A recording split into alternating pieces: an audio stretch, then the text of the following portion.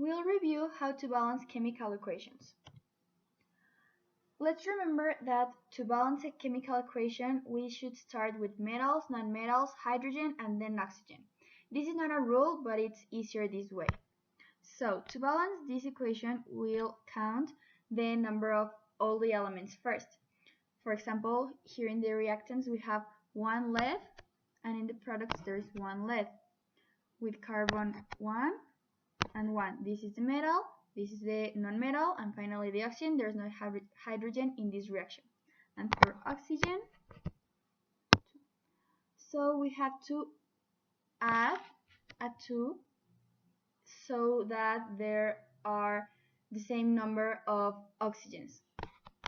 However, this changes the number of leads. So in order to balance the equation, we need to add another 2 in here so that there are the same number. In this other example, we'll do the same. First the metal, which is the sodium, the nonmetals, which are carbon and sulfur, hydrogen and oxygen. So first we'll count. There is 1 sodium in the left, 2 sodiums in the right, 1 carbon, 1 carbon, 1 sulfur, hydrogen, there is 1, 2, 3, and there are 2, and finally oxygens, 3 plus 4, 7, and 4 plus 2, 6, plus 1, 7.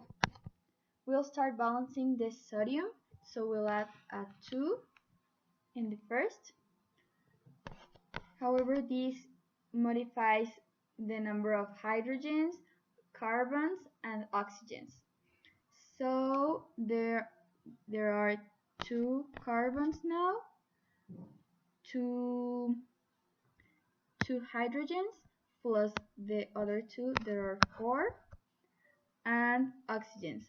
2 times these 3, that's 6, plus 4, 10. And then we have to change the number of carbons on the right side, so we'll add these 2. However, this changes the number of oxygens. So 4 plus 2 times 2, 8, plus 1, 9. Now we have to modify the number of hydrogens on the right.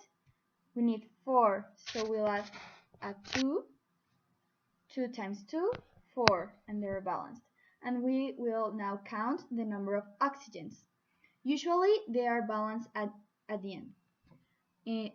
4 plus 2 times 2, 8, plus 2 times 1, 10. And we're done.